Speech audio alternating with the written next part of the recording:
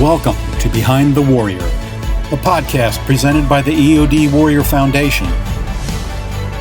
This series will focus on resources, interviews, and topics impacting EOD warriors, their families, and the military community at large. Hello, everyone, and welcome to Behind the Warrior podcast. I'm your host, Maria Shabla, and today we are very excited to be speaking with retired Army Sergeant Major, former EOD Tech, and Delta Force operator Mike Vining, and former Air Force EOD officer and best-selling nonfiction writer Brian Castner. Welcome to the podcast, Mike and Brian. Thank you, Maria. Yes, thanks for having us. Yeah, I'm excited. So I always like to start from the beginning. Can you tell us a little bit about yourselves? Where did you grow up? What was your childhood like? And what made you join the military and specifically EOD? Who's first? I'll go first, I guess. I grew up in, this is Brian, I grew up in Buffalo, New York, and I joined the military because I wanted to be an astronaut. And like everyone else, my recruiter lied to me and said, of course, you can be an astronaut. He skipped the part where I was wearing contacts at the time and I couldn't see anything. So I wasn't going to pass the physical, but he didn't really tell me that part. So I did Air Force ROTC at Marquette University, and I did electrical engineering because I thought that was the most likely thing to get me into the space program. It's what I got a scholarship for. Obviously, the astronaut thing didn't work out. I wasn't qualified to go to pilot training.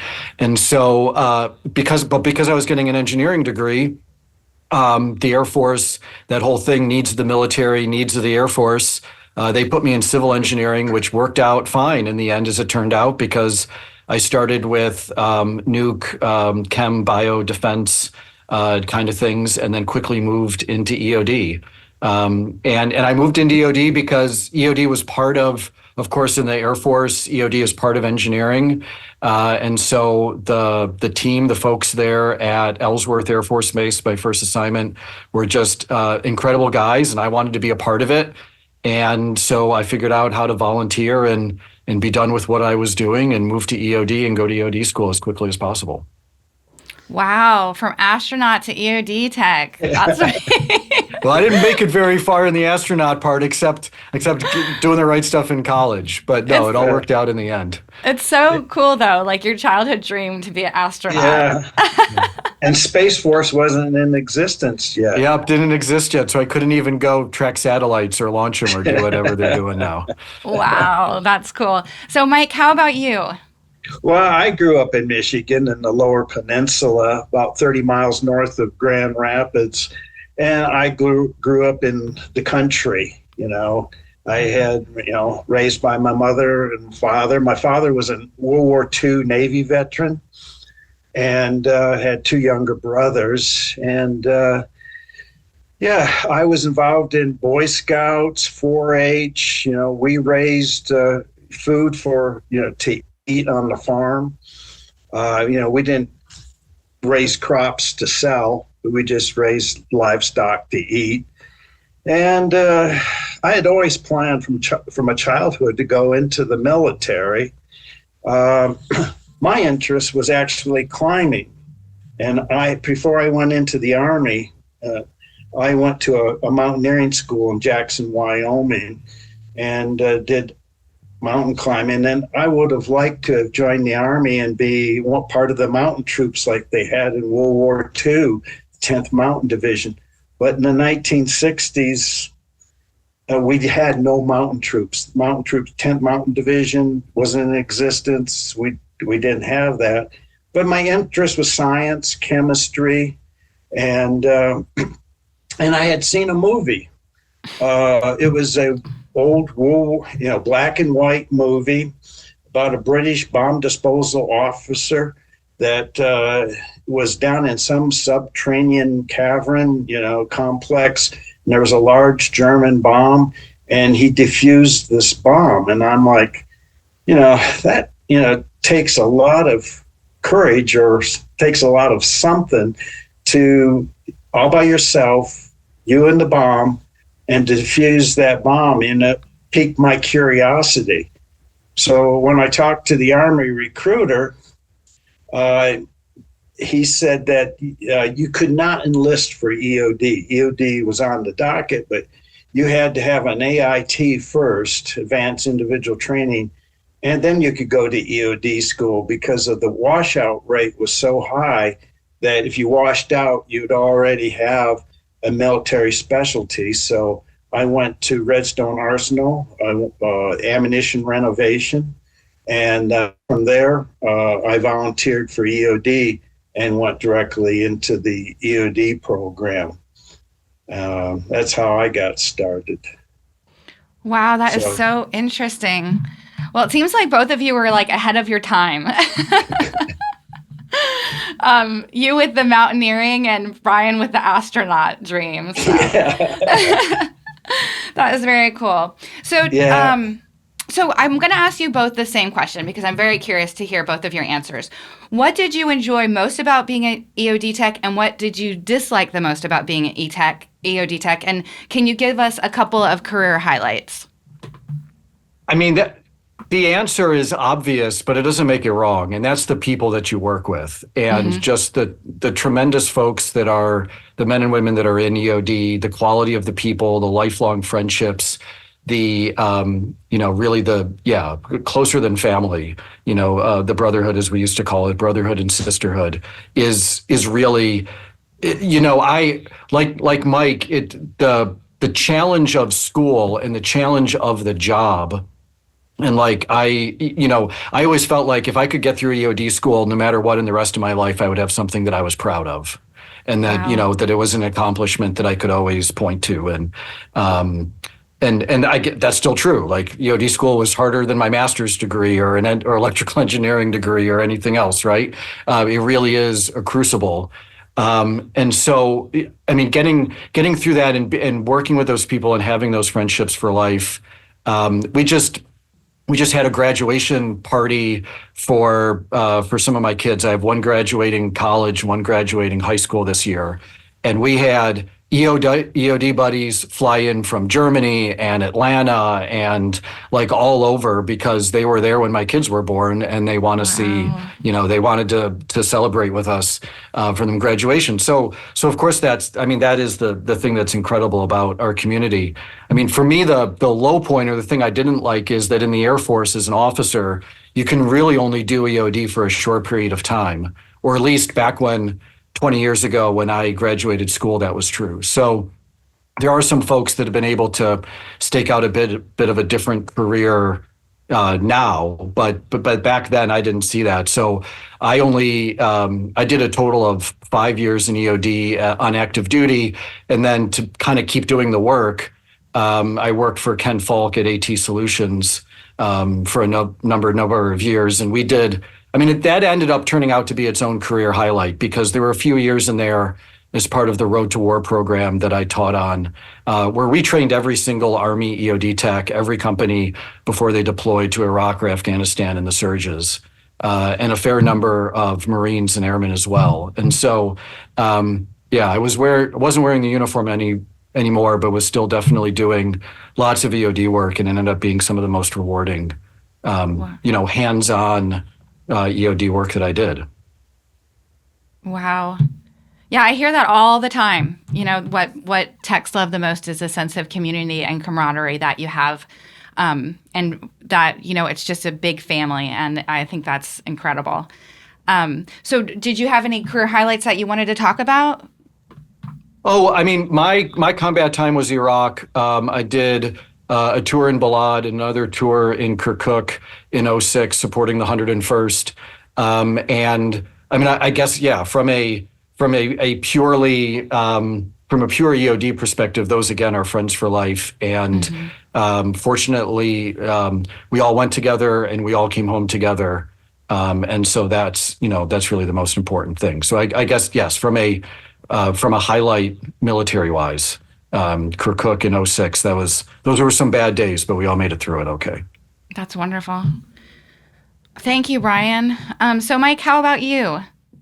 Well, I agree with Brian on his part about the EOD being a family, and that's and it is a family, it's a community. And to me also, it was the satisfaction that we were able to solve a problem. both for the military and the public. They were waiting on us to solve a problem. And when we got there, we solved it, rendered safe whatever needed to be rendered safe. And basically, we were first responders, just as the police and fire department. And so there was the satisfaction that you were able to help and safely, so no harm at the present or in the future would come from whatever the problem was. And so that was the satisfaction. And as far as any of the dislikes of in EOD, after Vietnam, and you had post being in the EOD unit post Vietnam, I was kind of bored with the EOD duties post Vietnam, because in Vietnam you just were doing every day. You were going out on a call, and so I was getting bored. And then I was with Sergeant Major Ken Foster when he was killed, and that was in Quincy, Illinois, in September of 1976. And so I was the first person to Ken after the IED exploded. And medically, there was nothing anybody could have done. But I realized that to be in an EOD, I needed to have more skills, and especially in the area of medical. So I did an EMT course, and I became nationally registered as an EMT. And so I was actually getting, in 1978, I was getting out of EOD and going to be a Special Forces medic. So I was transitioning. I had a school date and everything. And then I got my sergeant major from our control detachment called me up and said, Mike, they're forming a new unit at Fort Bragg, today Fort Liberty, that they're looking for 6 EOD techs. They're looking for NCOs that had, experience, especially if they had any combat experience. So I called that telephone number, went for an interview. So my next 20 years, I served in 1st Special Forces Operational Detachment Delta as an EOD tech, as an operator, and as a breacher. So that changed my course, and I remained in EOD. Career highlights one of them was in Vietnam during the incursion into Cambodia that occurred in May or June of 1970. So I was part of an EOD team that destroyed the largest enemy ammunition cache in the Vietnam War at Rock Island East. And then I was also part of the team that destroyed the 3rd largest enemy weapons and cache in the war, and that was Warehouse Hill. So destroying those 2 caches was, to me, a career highlight in Vietnam. My second career highlight would have been in Delta, involved in Operation Eagle Claw, the rescue of the 53 American hostages being held in Iran, where we attempted to rescue them. Even though the mission failed, we had the accident at Desert One. That mission was, would have been, a highlight if we were successful. I know if we got to the embassy, we would have rescued those 53 hostages. So those are a couple career highlights. Wow, Mike, that's incredible. And how interesting that you were going to be a medic, and then it's like, nope, life has other plans for you. Yeah. Yeah, wow. Yeah, just with the phone call, it changed the course. Yeah. That's so interesting. So, guys, today we are here to talk about a project that is very near and dear to our hearts, which is a path that is being created to tell the story of EOD. Can you each tell us how you got involved in the project and what your role is and what the path means to you? Well, I'll go first on this one. I was contacted by the former executive director of the EOD Warrior Foundation, Nicole Mussick, and she asked if I would participate the project to tell the EOD story in the Memorial Garden. They wanted to use the original bronze cenotaphs that were at the at Indian Head, Maryland. They could not repurpose them.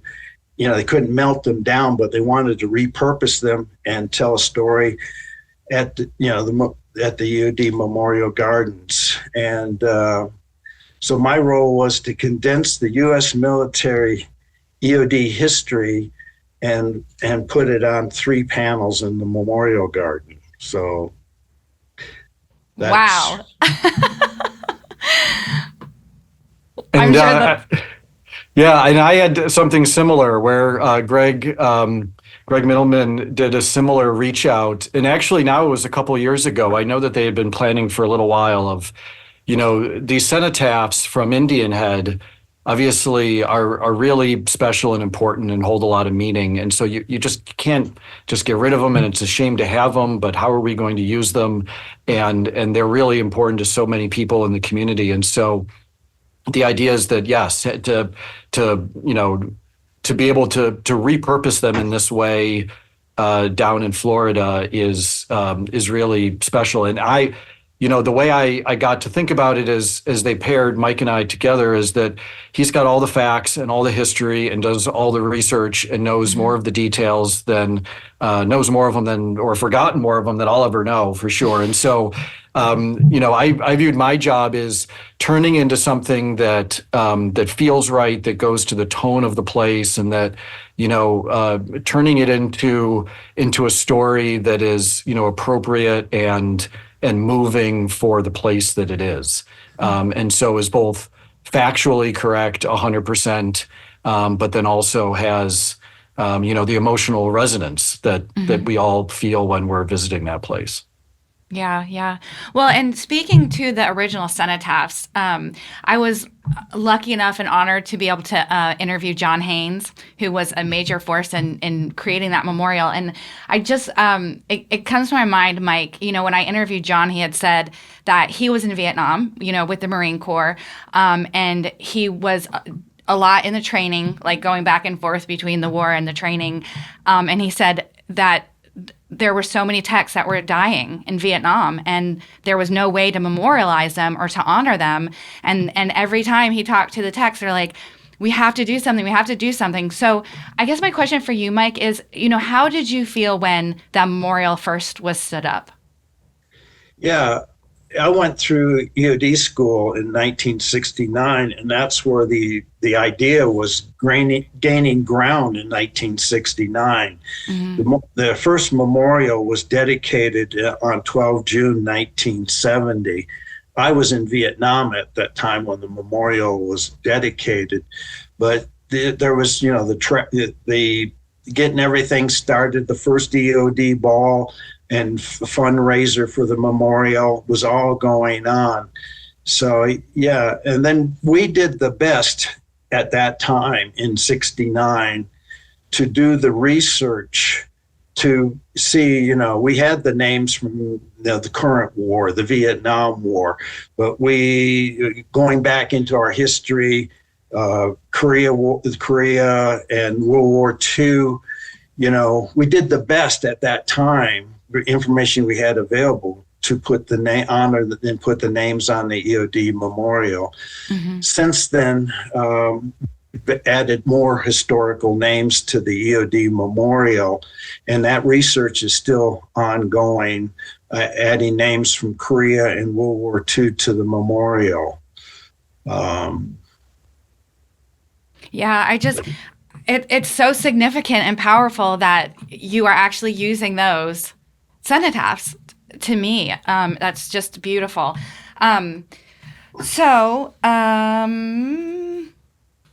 Someone had shared with me a quote from Winston Churchill, and something along the lines of, if I am to speak for 10 minutes, I need a week for preparation. If an hour, I'm ready now. Can you tell us about the process of condensing 80 years of history into 3 small panels? I can address that. Before this, the repurposing the cenotaphs and doing the history in the EOD, the Memorial Gardens.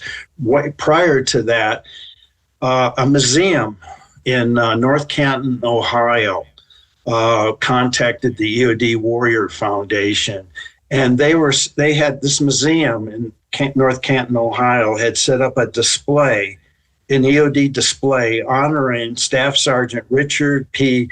Ramey, who was killed on 8 February 2004 in Iraq. So the museum set up a display. The museum asked the EOD Warrior Foundation that they would like a one-page history of EOD to put into the display. And Nicole contacted me and asked if I would write up a one-page history of EOD for this museum. And I'm like, it's an impossible task. How can they condense the history into one page?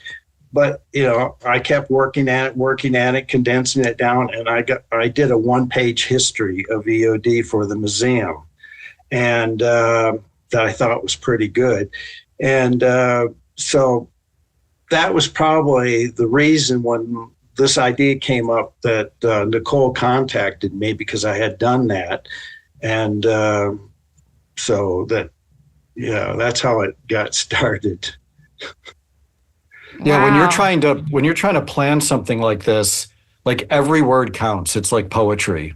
Yeah. And so we knew we had 3 panels. There was one panel that was going to be used to describe the Remembrance Garden and why it exists, and we wrote that. And then we had 3 panels for the history, and it's about 300 words a panel.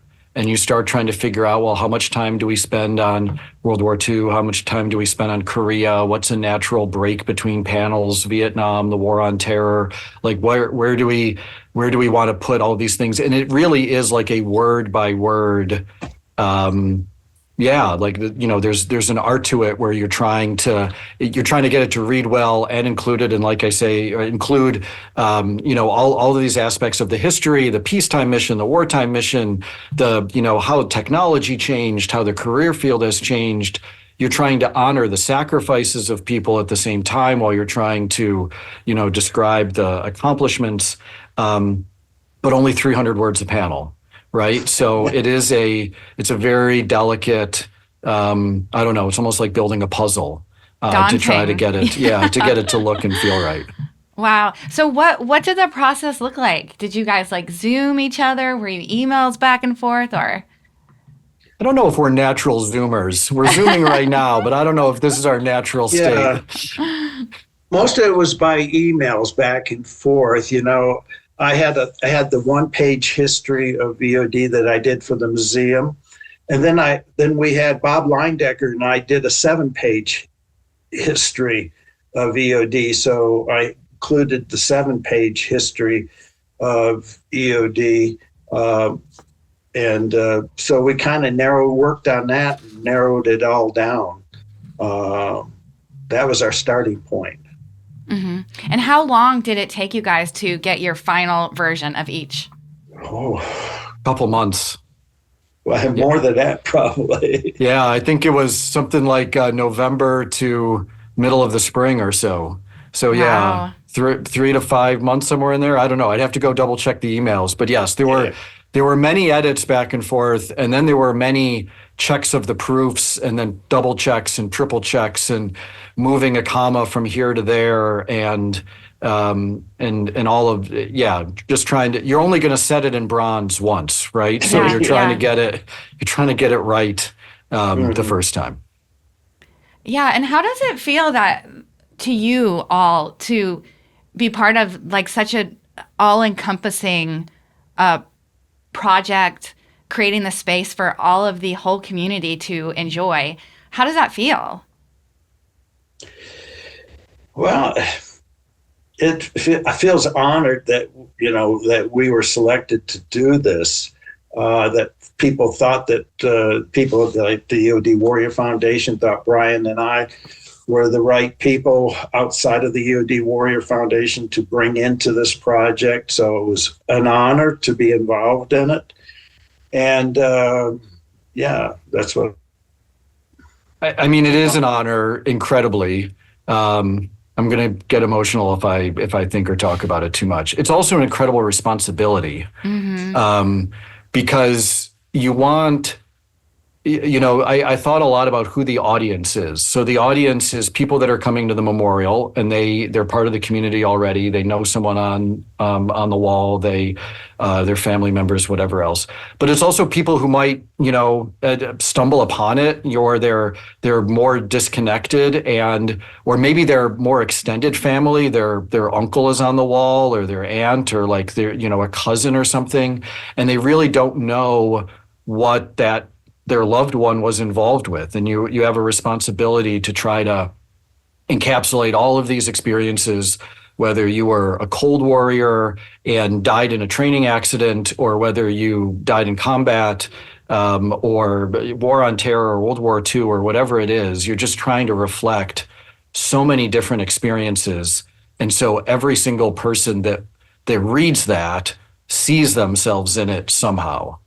And I think that's really, really the main challenge, is feeling, we don't want anybody to read it and think like somehow something that they did was not reflected in there, because it's about all of us.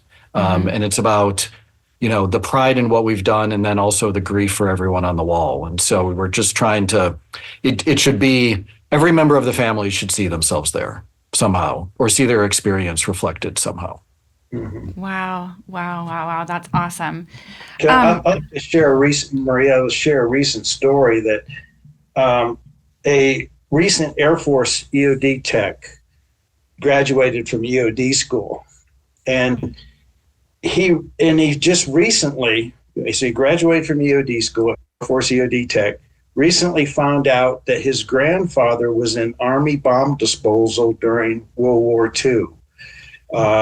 He was, his MOS back in World War II, the MOS for the Army was bomb salvager. That's the title for the enlisted during World War II. So he found out his grandfather, by coincidence, did not know until after he graduated. Somehow he contacted the EOD Warrior Foundation. Nicole contacted me, and I was able to help him with more information about his grandfather.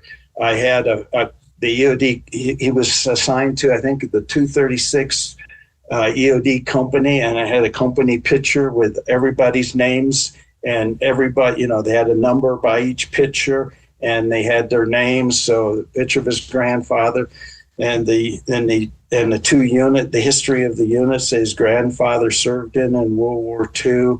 And I had 2 newspaper articles that were PDF newspaper articles that his grandfather, he was wounded, I think he was wounded in Italy, if I remember right, and he spent 50 days in the hospital. And so I was able to provide, and he did not know any of that family history. Wow, that is so cool. That tech must have been thrilled. Yeah. That's incredible. Oh, wow, I love that. So I want to ask, what kind of experience were you guys hoping to create when somebody is walking through the path? Yeah, I think it's like we said a little bit. I think there should be, people, if they're an EOD tech, they should see their experience there. If they're family, they should come, or friends or loved one, or just somebody, and anyone should, hopefully learn something by the end of it. For me, I think that the pride that we have, that Mike described very well there, of solving the problem, of making the world a little bit safer every time you go out, every time you dispose of something, you're doing an unalloyed good. You are the conflict zone, or the US, or wherever you disposed of that thing, is a little bit safer because you were there. And of course we have a lot of pride for that, but because it's dangerous work, the threat there and the grief that we have for the people we've lost, for me, they're intertwined. I just can't, I don't know. It's hard for me to think about the good stuff without thinking about who we lost at the same time doing that. And so that's really that kind of the duality of it and the bittersweet nature of the work that we do. And yes, you're part of this tremendous community, and built into it is the idea that, we've all lost friends along the way doing it. Like, I think, hopefully that's what somebody is taking away. We don't, at the same time we're, discussing the accomplishments of, IEDs destroyed and weapons caches destroyed and everything else.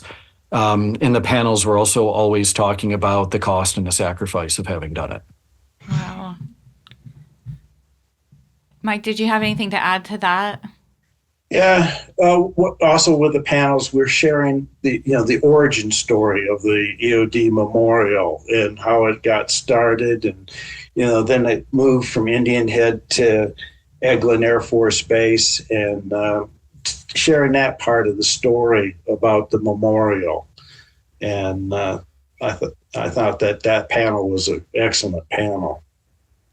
Yeah, can I just say, I think that's really important there, because when Mike, you said you went through in 69. I graduated in 03, class ADS.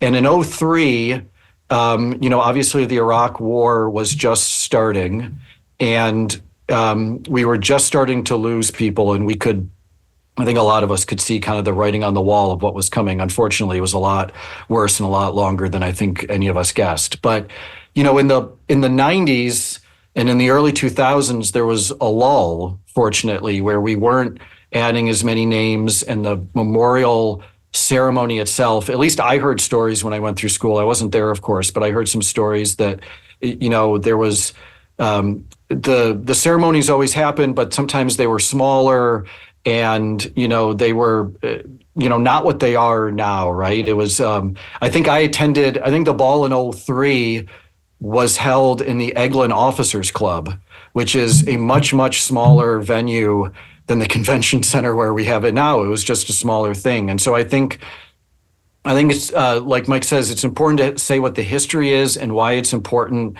and how, like, all these years we've kept it up. And hopefully that's also an inspiration for people in the future. I think we all hope that we stop adding names to the wall, but when we do, we still want people to continue to remember, even in that time, and why it's important. Yeah, that's wonderful. Well, I cannot wait to personally see this path in person. So speaking of a history path, it tends to make you think about the future. So what do you two think the future of EOD looks like? Well, I'm a little bit, my history goes back, to 69. I'll start first, because my time is different than Brian's time. Mm-hmm. To the present EOD is much different than when I went through. And my time period, 1969, when I graduated from EOD school and retired in 1999, I had never in my career put on a bomb suit or had anything to do, operate a robot or anything. We didn't do any of that stuff. To me, the future of EOD is going to be more high tech, with artificial intelligence, using artificial intelligence to identify ordnance. That it can look at the piece of ordnance and immediately identify the type of ordnance, the hazards, and everything associated with the ordnance. The robots are going to become more and more sophisticated, maybe more human-like in the way that they operate, and without being tethered or anything. And then the use of drones, whether it be aerial drones, ground-based drones, or underwater drones to go down and to take care of whatever the problem is. And so the exposure in the future, I believe the exposure to human life, the operator, the EOD tech, is going to be greatly reduced, and which is, to me, a great thing, using modern technology to save lives, future lives. Yeah, I mean, the future's already here in some way, in that they're already I don't know if you've seen, Mike, they're already doing that. They're mapping minefields in Ukraine by sending drones over and doing like the AI can identify, the PMNs like that as they go over with and they can map it all out. It's incredible. So maybe you got to think further. Maybe it's astronauts and spaceships or something is the future of EOD. But I knew astronaut would come back. I knew it of course, would. you got to bring it back. But I think that I think everything Mike said is right, and yet at the same time, I mean, it was his line that's I think ends the history in the panels, which is basically the idea. His last line is about how, no matter what the technological change, it's still the bravery and the heart and the skill of the operator is still always going to be important. And I think that, yes, the technology makes the job safer and safer, but it never quite makes it safe. And it's still going to require excellent people to be doing the work, no matter what tools. And hopefully we give them a ton more tools that keep them further and further back from the device. Yeah, absolutely. That's awesome. Well, so at the foundation, we are really hoping to help techs that are transitioning out of their military careers and supporting them in any way that we can. And I know it tends to be a difficult time for people, and there's a lot of obstacles to overcome. So I was hoping that both of you might reflect on your time when you transitioned out of service, and then what did your post-service career look like? Go ahead, Brian.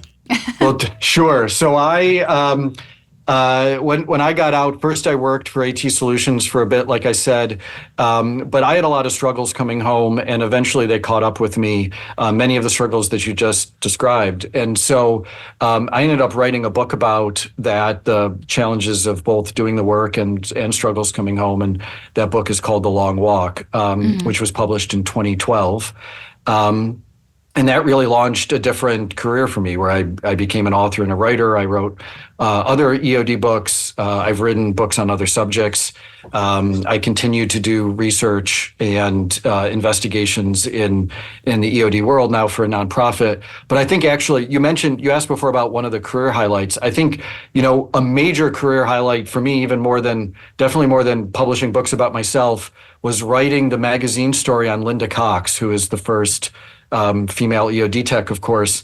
And I remember when I wrote, I don't know, it's a number of years ago now that I wrote that, but I remember thinking to myself, how could I not know who the first woman EOD tech was? And I realized that if I didn't know, other people probably didn't either.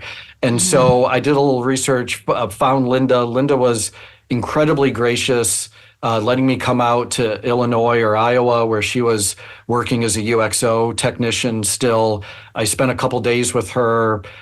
She was just so generous with her time and background. And, that magazine story, it's been incredible to see the well-deserved recognition that Linda has gotten after that. There's a museum display in the Pentagon and all of these other things. And when we did that story together, I remember when it was all done and we were getting ready to publish, the magazine was asking for photos. And I'm like, I've already asked so much of this person, and now I'm going to ask her to go find photos from her time in service. But she did. Of course, she was generous. She went back through, found all these photos, which are incredible, like, taking apart a 905, like in her blues and such. And the most gratifying thing, this is a long story to get to this point. The one photo I think that ended that story was her reeling out firing wire, like probably in school.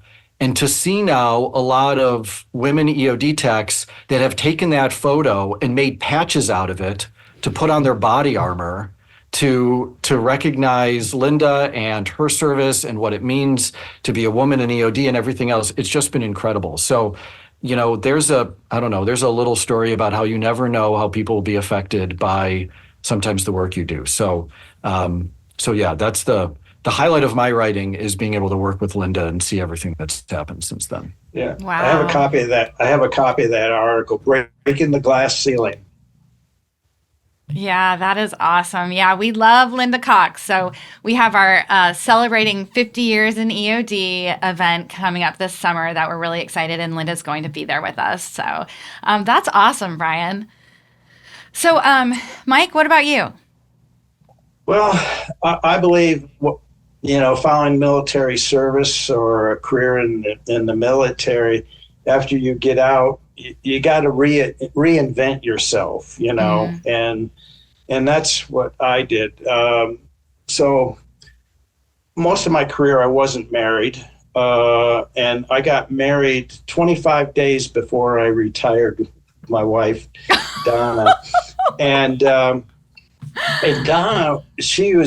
my wife was amazing. She was a freelance photojournalist, professional wildlife photographer, and did a lot of traveling and stuff like that.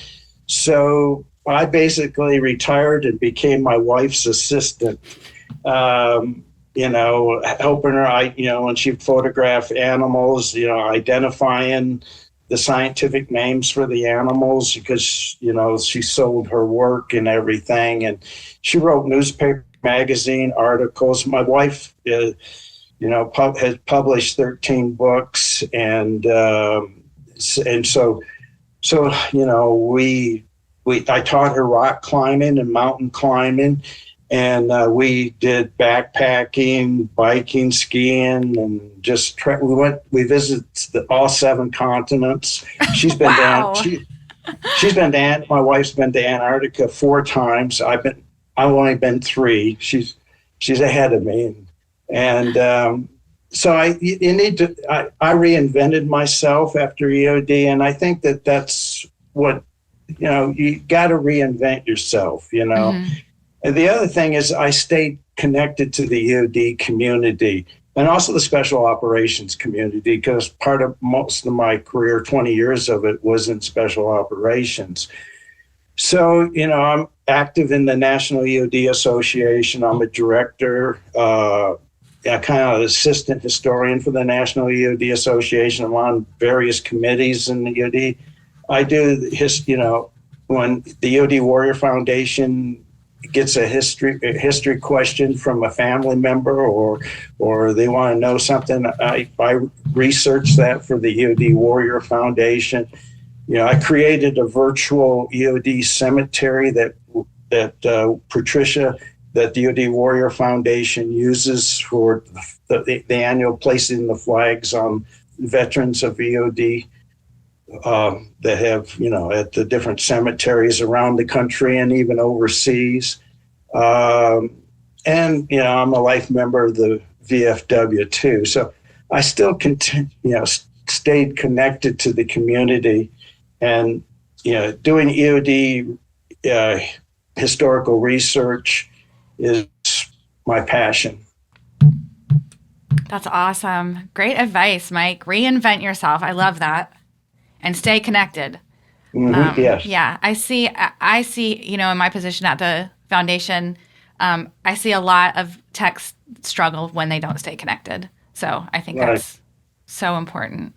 And we have, the different associations. We have, the Navy EOD Association, the Air Force Master Blasters, and we have the National EOD Association. And I've been told that the Marine Corps are working on their own association. I haven't heard any updates on how they're coming along with that, but that was a plan with a bunch of Marines that I had communicated with. So these are all great organizations, and also supporting the EOD Warrior Foundation to stay connected. Mm-hmm. Yeah, there's like something for everyone out there. So just find your tribe. So I just want to thank you guys so much. This has been such a great opportunity, and thank you for all the work you've put into this path. I can't wait for it to all come together. And just thank you. Well, thanks so much. Yeah, you're welcome. So we're going to end the interview as our tradition and ask you guys some of your favorite things, which is my favorite part. So to both of you, who is your favorite author?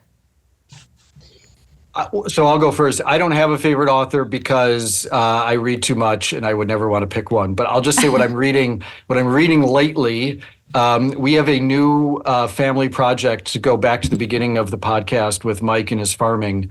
We have a new farming venture that actually Christine and Justin Hamilton with EOD Home Buying were able to assist us with a little bit. So I'm learning a lot about farming, and I'm thinking a lot about farming. And so James Rebanks writes a lot about sheep farming in the UK and in the north of England. He is incredible. And of course, Wendell Berry is like America's philosopher, farmer.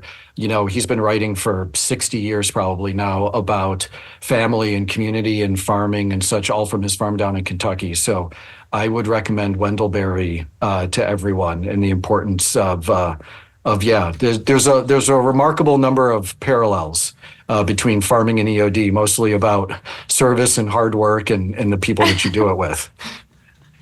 Wow, how interesting! I wasn't expecting that. That's really this cool. This is my reinvention, right? Like Mike is saying. But we've been making maple syrup for a while and selling it to many members of the community, and so we're just expanding. It's the maple syrup, but many times over. Do you have a link where people can buy it? Well, not quite yet. It's people badgering me on Facebook saying, when is there going to be more available? And it's only once a year. So I don't know. This is the teaser. More to come. Nice. I like it. Yeah. Mike? Well, one of my favorite authors, my wife.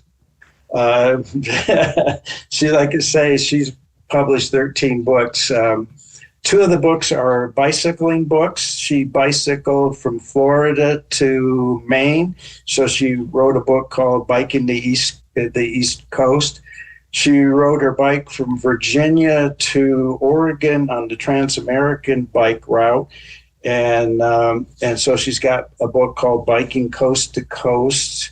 She's wrote several hiking guides like in Oregon and wilderness guides in Oregon. And and she has her current books, she got two current books. One is Hiking the Weminuche Wilderness Hiking the Weminuche and South Sand Wilderness here in Colorado. And the other one's Camping Utah. It's about all of Utah's public campgrounds. We visited every public campground, National Park, National Monument, BLM, National Forest, Corps of Engineers, all the public campgrounds in Utah. So she has a campground guide for that. But besides my wife, probably the next author would be Keith Nolan.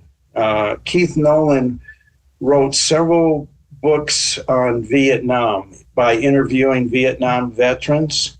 He wrote a book called Into Cambodia, and he interviewed several people for that book. I'm one of the people, and I put, on Rock Island East, I provided that information for Keith in his book.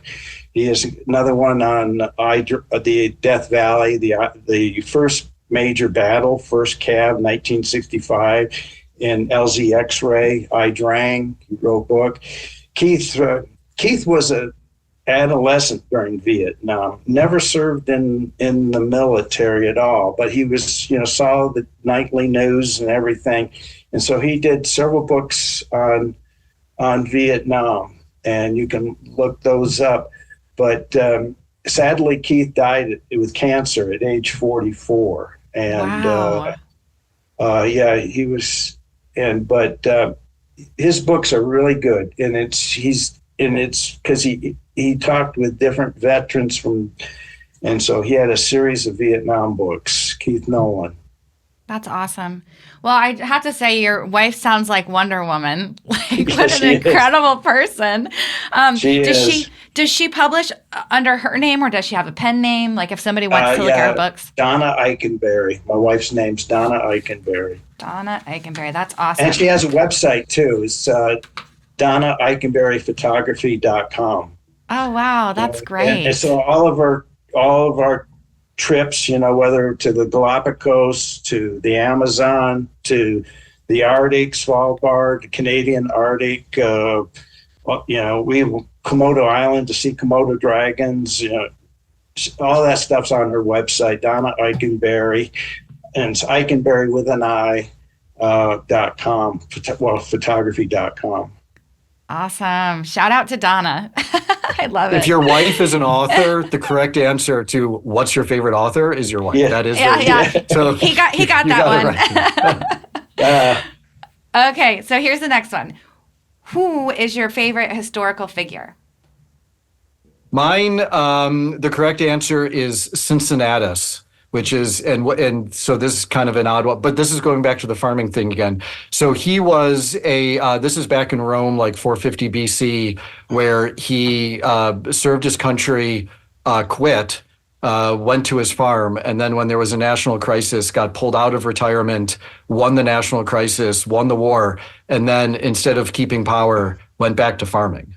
And so it's kind of like a symbol of, modesty and humility and being willing to, I guess, have your priorities straight. So that's a bit of a reach, but that's or obscurity, or obscure figure, but that's what I'm going with. I like that. I like that humility, and just living a simple life. A simple, pure life. I love that. Is he a real person? Is it fictional? No, he's a real person. Okay, It's just that the amount we know about him is the amount that we're really sure about is pretty small. So, I mean, it is 450 BC. There's only so many records Wow. going back there. Very cool.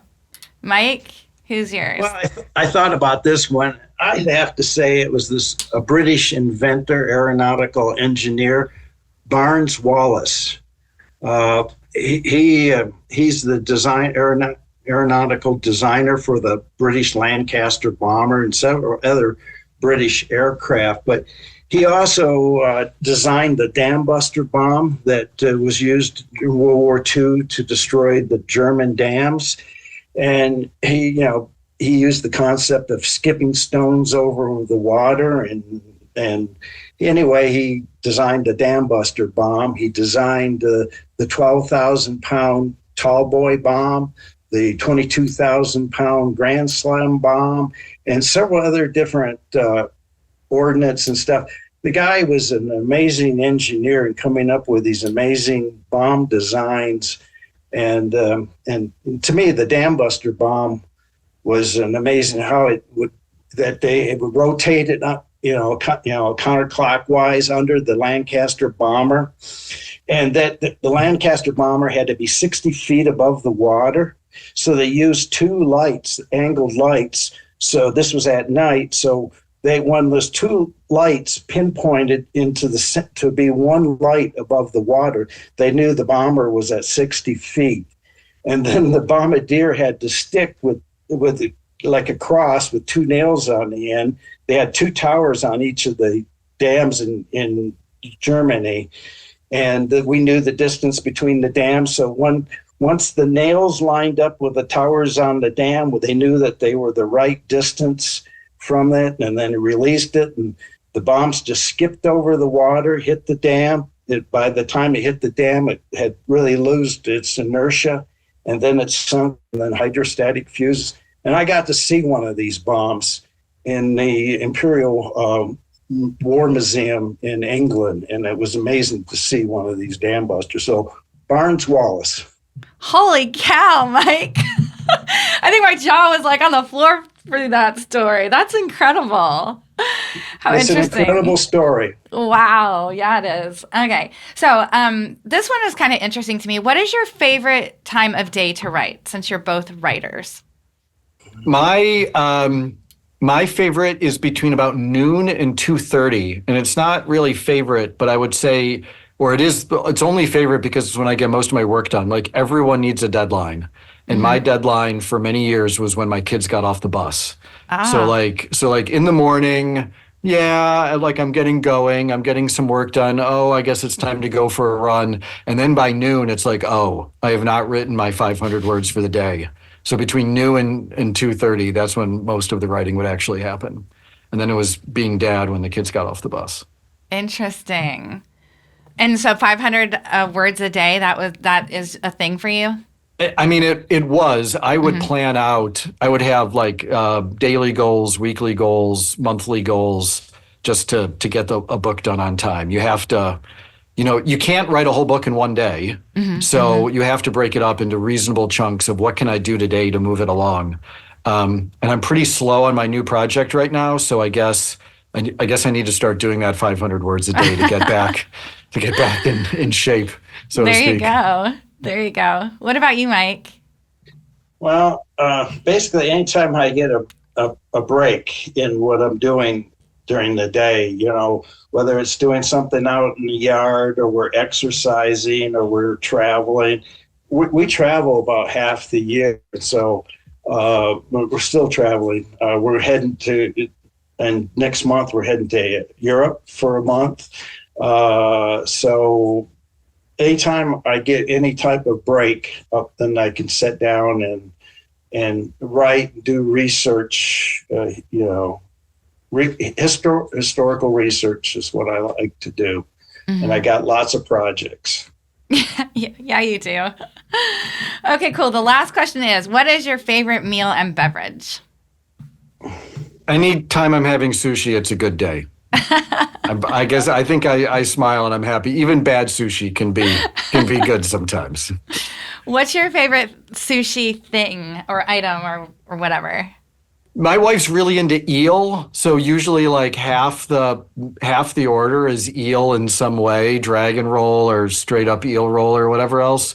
So I guess kind of by default, there's a lot of eel in my sushi diet. It's not even really sushi; it's cooked, so I'm not sure if it counts. Otherwise, if it's raw, salmon is the correct answer. Okay, I don't think I've ever tried eel before. It's good. Oh yeah, you got to. I've had eel soup in New Zealand. Part of the British, the New Zealand rations, eel soup is in the New Zealand ration. So when I spent time in New Zealand, I had eel soup. How was it? It was good. Good. Really? It tastes like eel. What does eel taste like? I don't know. It's fine with the right sauces and put teriyaki on it and wasabi and you're fine. Oh my gosh, that's funny. And what about your beverage of choice? Oh, I don't know if I have one. I mean, it would be green tea is what you'd be with the sushi, I guess. Okay. But I don't have a go-to otherwise. So, well, mine is like Brian's, but I expand it to seafood, any type of seafood, crab, lobster, mussels, clams, all different kinds of seafood. I really like seafood. And my favorite beverage, probably coffee. I drink a lot of coffee and V8 vegetable juice. So V8. I start the morning out with V8. Good for you. Well, that's interesting, guys. So this has been so much fun and so meaningful.